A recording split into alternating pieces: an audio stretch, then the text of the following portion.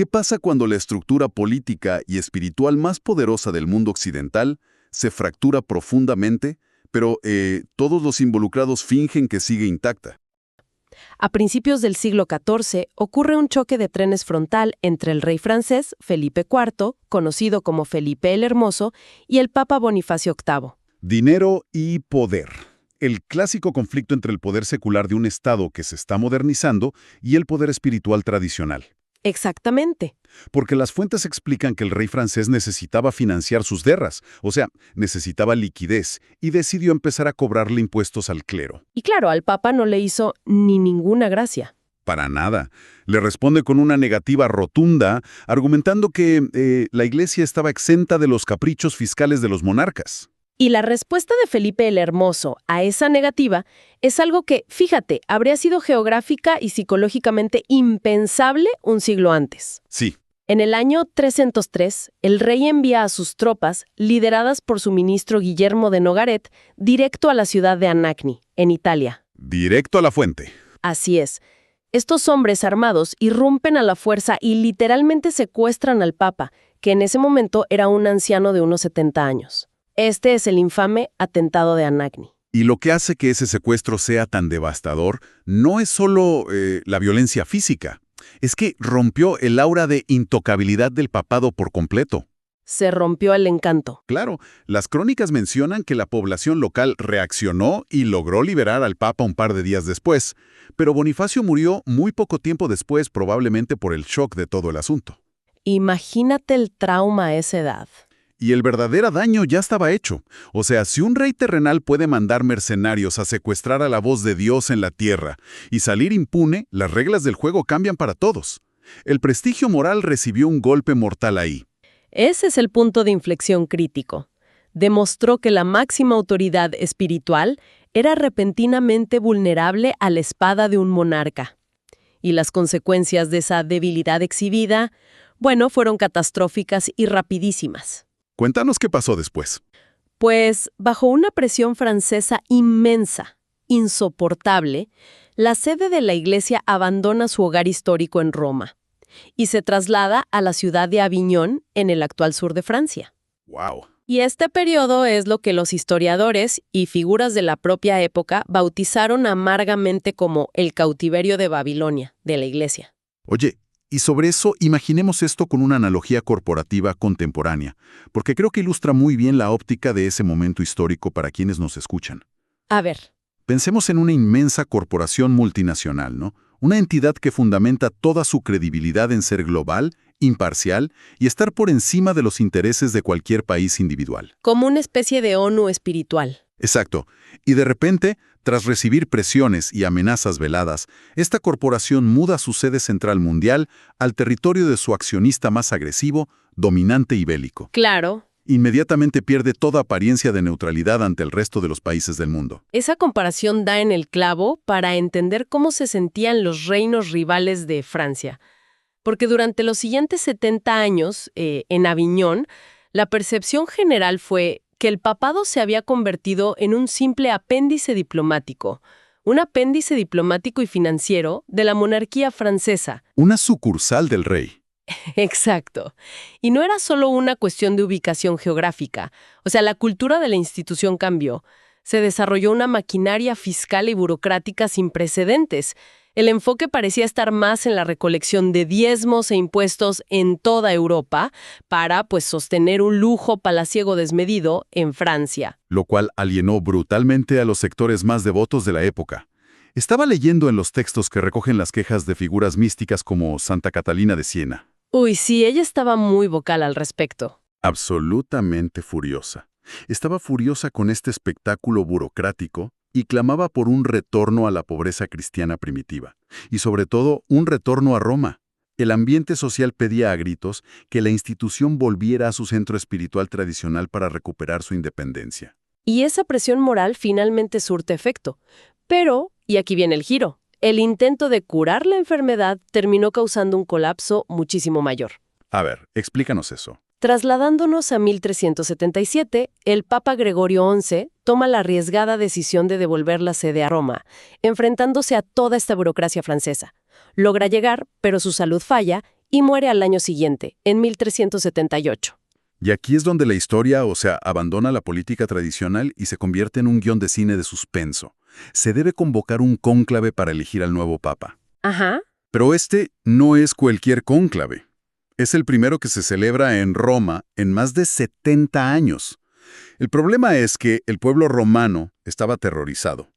Temían que los cardenales, que seguían siendo mayoritariamente franceses por toda esta influencia de Aviñón, simplemente eligieran a otro francés y empacaran las maletas de vuelta a Francia. Y la ansiedad en las calles de Roma era palpable. De hecho, rápidamente se transformó en violencia. Una turba armada rodeó el Vaticano durante el cónclave. Las descripciones históricas muestran a una multitud golpeando las puertas, amenazando con prender fuego al edificio. Una turba furiosa literal. Literal. Y coreaban un grito unánime. Decían algo así como, romano lo queremos, o al menos italiano. Oye, y hay un detalle en los archivos que parece sacado de una comedia oscura. Es increíble. ¿Cuál? En medio del pánico absoluto, cuando parece que la turba va a romper las puertas y masacrarlos a todos, los cardenales agarran a un anciano cardenal romano llamado Tebaldecchi. Lo visten apresuradamente con las ropas papales y lo sientan en el trono para calmar a la multitud y ganar tiempo para huir. Todo esto mientras el pobre anciano gritaba a todo pulmón, «¡Yo no soy el Papa! ¡Yo no soy el Papa!». Es que es surrealista. Totalmente. Y finalmente, en este ambiente de coacción brutal, eligen a un arzobispo italiano que toma el nombre de Urbano VI. Pero el problema con Urbano VI es que, una vez en el poder, resulta tener un carácter incendiario. Y una agenda reformista implacable. En lugar de apaciguar a los cardenales que lo eligieron, comenzó a hostigarlos. Les mordió la mano. Sí, a reprenderlos públicamente por su riqueza y a gobernar con una brusquedad que rayaba en la tiranía. Y es en ese momento exacto cuando los cardenales franceses retroceden y declaran, «Un momento, la elección de este hombre no es válida según el derecho canónico, porque emitimos nuestros votos bajo amenaza directa de muerte por parte de la turba romana». Espera. Tengo que ser de abogado del diablo aquí. Porque las fuentes abren un debate fascinante sobre esto. A ver. La elección de Urbano VI fue genuinamente inválida por la violencia de la turba romana o los cardenales simplemente usaron el motín como una excusa legal retrospectiva porque no soportaban su pésimo genio y querían recuperar sus palacios y privilegios. Pues fíjate, esa pregunta es el núcleo del debate histórico que fracturó Europa. Exacto. Si analizamos la psicología humana frente a la ley canónica, la verdad es que ambos bandos tenían munición. Los defensores de Urbano argumentaban que, aunque hubo presión, la coronación posterior fue pacífica, y los cardenales le rindieron homenaje durante semanas, lo que legalmente convalidaba la elección. Claro, lo aceptaron de facto. Ajá, pero por otro lado, los cardenales disidentes sostenían que el miedo paraliza el libre albedrío, anulando cualquier contrato o sacramento. Y entonces, escudados en esa nulidad por coacción, este grupo de cardenales huye a la ciudad de Fondi, declaran el trono vacante y eligen a un segundo papa. Clemente VII. Clemente VII, quien previsiblemente empaca todo y se instala de nuevo en Aviñón bajo la protección militar francesa. De la noche a la mañana, el mundo cristiano occidental tiene dos papas, uno en Roma y otro en Aviñón. Y la respuesta inmediata de ambos no es buscar diálogo, sino excomulgar al otro y a todos sus seguidores. Lo cual nos lleva a las ramificaciones prácticas de esto, porque no fue solo una disputa de cúpulas, todo el mapa geopolítico de Europa se partió en dos. Así es. Y se alinearon no por cuestiones de fe teológica profunda, sino por pura conveniencia en medio de la Guerra de los 100 años. Francia, Castilla y Aragón apoyaron a Aviñón, y en respuesta, los enemigos de Francia, Inglaterra, el Sacro Imperio Romano Germánico y gran parte de Italia juraron lealtad a Roma. Y me pregunto, ¿cómo vivía esto la gente común? Porque si tu rey se alineaba con Roma, pero tu obispo local simpatizaba con Aviñón, ¿qué pasaba con los sacramentos? Pues el impacto psicológico en la población fue devastador.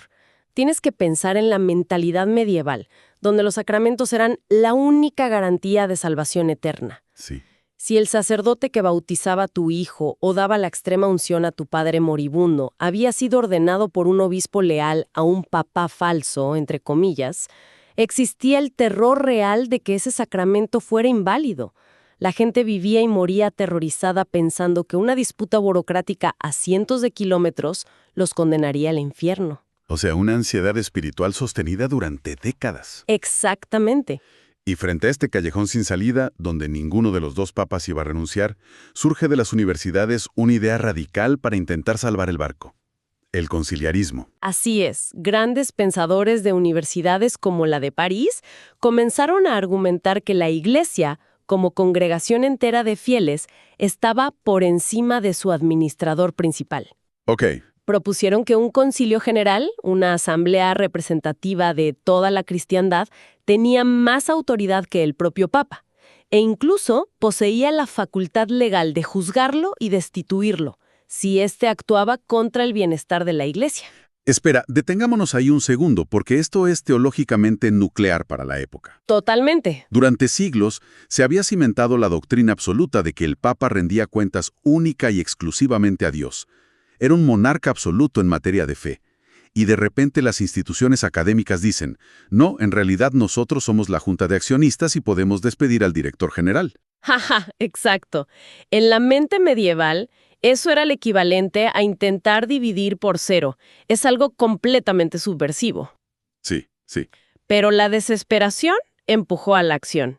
En 1409, obispos y cardenales disidentes de ambos bandos finalmente deciden aplicar esta teoría. Se reúnen en el Concilio de Pisa, emiten un fallo formal que depone tanto al Papa de Roma, que era Gregorio XII, como al de Aviñón, Benedicto XIII. Ajá. Y para iniciar una nueva era limpia, eligen a un tercer hombre, Alejandro V, quien pronto muere y es sucedido por Juan XXIII. Uy. Un paréntesis rápido sobre este Juan XXIII o Baltasar Cosa. Los archivos destacan que era un hombre con un pasado militar extenso. Un pirata, básicamente. Sí, conocido por la piratería y la guerra, más hábil con la espada y las finanzas que con los evangelios. No exactamente el líder espiritual puro que todos esperaban, digamos. Para nada. Pero lo más oscuro y cómico de este concilio de Pisa es su resultado matemático y burocrático. Intentaron resolver un problema inmenso de dos papas y accidentalmente crearon tres. Las matemáticas no fallan. Es que fue un fracaso institucional épico. Pisa fracasó estrepitosamente porque el concilio carecía del respaldo militar absoluto de todas las potencias europeas. Y desde el punto de vista del derecho canónico tradicional, los papas depuestos simplemente argumentaron que el concilio era ilegal, ignoraron la orden de despido y mantuvieron el control de sus territorios leales. Claro, nadie soltó el poder. Nadie. Así que el cisma mutó en un monstruo de tres cabezas, una iglesia tricéfala. Y el desastre de Pisa dejó algo cristalino. La Iglesia ya no poseía los mecanismos internos para arreglarse a sí misma. Estaba rota. Definitivamente. Es ahí cuando el poder secular, los reyes que estaban perdiendo paciencia, dinero y estabilidad civil y militar, deciden intervenir por la fuerza bruta. Llegamos al año 1414, y el futuro emperador del Sacro Imperio, Segismundo, toma las riendas del asunto. Y era necesario. Sí. Obliga a este papa pirata de Pisa, Juan XXIII, a convocar un nuevo megaconcilio en la ciudad alemana de Constanza. Y el Concilio de Constanza fue quizás la cumbre diplomática más impresionante de la Edad Media. No solo buscaba resolver quién se sentaba en el trono, sino abordar la profunda corrupción moral que había permitido que esta farsa durara casi 40 años. Oye, y la dinámica en Constanza es asombrosa. Juan XXIII llega pensando que presidirá la reunión, pero rápidamente lee la sala y se da cuenta de que la asamblea planea destituirlo también a él. Se dio cuenta del peligro. Claro. Así que hace lo impensable. Huye de la ciudad en medio de la noche, disfrazado de cartero. Es de película. Sí, pero las fuerzas del emperador lo persiguen, lo capturan y el concilio lo juzga, lo destituye formalmente y lo encarcela. Cae la primera cabeza. Mientras tanto, el papa de la línea original de Roma, Gregorio XII, toma una ruta mucho más inteligente y digna. ¿Qué hizo él? Negocia enviar a sus representantes para técnicamente convocar él mismo el concilio, salvando así la noción de que solo un papa válido puede iniciar uno. Y acto seguido presenta su renuncia voluntaria y oficial por el bien supremo de la cristiandad. Ok, segunda cabeza resuelta pacíficamente. Así es. Lo que nos deja con la tercera y última cabeza. El papa de la línea de Aviñón, el aragonés Pedro de Luna, que gobernaba como Benedicto XIII. Ah, el famoso Papa Luna. Es fascinante ver cómo este hombre se aferró al cargo. De hecho, se acuñó la famosa frase mantenerse en sus 13 precisamente por su terca negativa a ceder. Y es que la resistencia de Benedicto XIII se basaba en una lógica jurídica que, en su mente, era inquebrantable, a pesar de las presiones masivas en reuniones al más alto nivel con el emperador Segismundo y el rey Fernando de Aragón. Él afirmaba lo siguiente. Él decía, si el concilio de Pisa fue legítimo y los otros papas habían abdicado o sido depuestos, él era el único eslabón legítimo que quedaba. Además, señalaba que era el único cardenal vivo que había recibido el sombrero rojo antes de que estallara el cisma en 1378. Ah, o sea, se veía como el último sobreviviente original. Exacto. Por lo tanto, argumentaba que él constituía toda la Iglesia y era el único con derecho a elegir al siguiente líder. Lógica circular impecable, pero completamente divorciada de la realidad política. Al final, abandonado por todos sus aliados seculares, se atrinchera en el castillo de Peñíscola, una fortaleza en la costa de España. El concilio de Constanza pierde la paciencia, lo somete a juicio en ausencia y lo depone en 1417. Ya era hora. Sí, y con el camino finalmente despejado, el 11 de noviembre de ese año, eligen a Martín V. Un solo hombre, una sola lealtad. Institucionalmente, la unidad burocrática y política se había restaurado. El cisma formal había terminado. Pero el costo colateral fue incuantificable. Totalmente. 4 décadas de papas excomulgándose, vendiendo cargos espirituales para financiar ejércitos y usando a los creyentes como peones geopolíticos dejaron una cicatriz indeleble. Rompieron algo fundamental en la psique del europeo común. Constanza resolvió el problema organizativo de los papas, claro. Pero el concilio, que ahora estaba dominado por el clero tradicional y el emperador, necesitaba demostrar desesperadamente que seguían siendo la máxima y única autoridad teológica. No podían permitirse mostrar debilidad. Exacto. No podían permitir ideas divergentes. Y trágicamente, usaron a un sacerdote checo llamado Jan Hus para enviar ese mensaje de poder brutal. Jan Hus era rector de la Universidad de Praga. Al observar de cerca la inmensa riqueza del clero y el bochornoso espectáculo de los 3 papas, comenzó a predicar en lengua vernácula que la única cabeza real de la Iglesia era Cristo. Una idea peligrosa en ese momento. Muy peligrosa. Él decía que no era un administrador corrupto en Roma o Aviñón. Sus críticas resonaron fuertemente en la región de Bohemia, y por eso fue invitado a Constanza para defender sus tesis teológicas. Y aquí está la trampa que hundiría la credibilidad institucional para siempre, fíjate. Hus viaja a Constanza única y exclusivamente porque el emperador Segismundo le otorga un salvoconducto oficial. Una garantía escrita. Sí, una garantía escrita de protección imperial que prometía que podría hablar y volver a casa a salvo. Pero los engranajes del poder eclesiástico y secular decidieron que la herejía invalidaba cualquier promesa terrenal. Una vez en Constanza, el salvoconducto fue ignorado. ¡Qué traición! Hus fue arrestado, sometido a un juicio donde se le negó defensa adecuada, condenado y quemado vivo en la hoguera en octubre de 1415. El mecanismo aquí es vital de entender.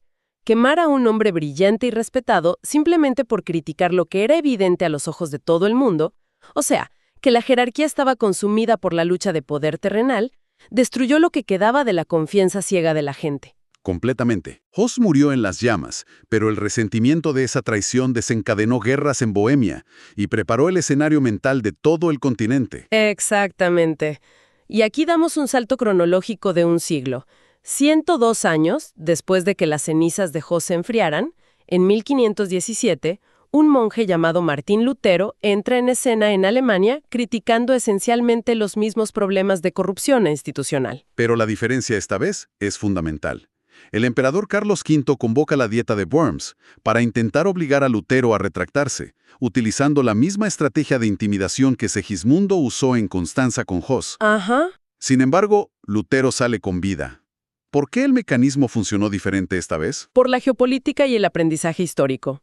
Los príncipes alemanes que protegieron a Lutero habían aprendido las lecciones del papado de Aviñón y del Gran Cisma. Claro, ya no confiaban. Entendían que mantener lealtad incondicional a Roma a menudo significaba perder enormes cantidades de riqueza y poder político a manos de líderes extranjeros. Al proteger a Lutero y abrazar la Reforma protestante, no solo defendían una convicción teológica, estaban consolidando su propia autonomía territorial frente al Papa y al emperador. El sistema medieval intentó hacer una limpieza desde adentro durante el Concilio de Constanza, pero falló en reformar sus ambiciones de poder. Se blindaron para proteger sus privilegios corporativos e hicieron que la gran ruptura externa fuera absolutamente inevitable. Hablamos de la Liga de Esmalcalda, las guerras de religión y finalmente la paz de Augsburgo en 1555, que concedió libertad religiosa bajo la regla del soberano local. Esto, para ir cerrando nuestra inmersión de hoy, nos deja una lección profunda y atemporal sobre la naturaleza de las instituciones, ya sea que analicemos la Europa del siglo XIV o el tejido social de nuestra era contemporánea. Sí, porque piensa en las grandes estructuras de hoy. Gobiernos nacionales, megacorporaciones o conglomerados de medios masivos de comunicación. El patrón es idéntico. Cuando una institución pierde su autoridad moral y el público detecta que sus decisiones están motivadas únicamente por la supervivencia económica y el monopolio del poder bruto, la confianza social colapsa de manera silenciosa pero irremediable. Y una vez que esa fe pública se evapora, los intentos desde la cúpula por aplicar reformas cosméticas o silenciar a los críticos, como hicieron con Hus, ya no surten efecto. Para nada. La historia demuestra que el resultado inevitable son fragmentaciones drásticas y cambios de paradigma totalmente incontrolables para la vieja guardia. El daño invisible a la legitimidad siempre precede al desmoronamiento de los muros. Y para cerrar este análisis a fondo, quiero dejar sobre la mesa una última provocación que arrojan estas fuentes. Algo para que rumien después de escucharnos. Durante lo peor del caos del cisma, mientras los papas peleaban por impuestos y coronas, surgieron en las universidades pensadores medievales radicales, como Marsilio de Padua y Guillermo de Ockham. Ellos, al ser testigos del colapso de la monarquía absoluta eclesiástica, comenzaron a formular teorías revolucionarias. Empezaron a escribir que el poder verdadero y legítimo residía en la base, en la asamblea de ciudadanos o creyentes, y no en un gobernante absoluto en la cima. O sea, una noción del consentimiento de los gobernados nacida directamente del fracaso institucional de sus líderes. Exactamente. Resulta que la codicia, el caos organizativo y la incapacidad de la Iglesia medieval para gobernarse a sí misma terminaron siendo la incubadora que sentó las bases teóricas de lo que siglos después conoceríamos como la democracia laica moderna y los sistemas parlamentarios de Occidente. ¿Quién iba a sospechar que una guerra burocrática por el control del cielo sería el accidente histórico que encendió la chispa de nuestras libertades políticas contemporáneas?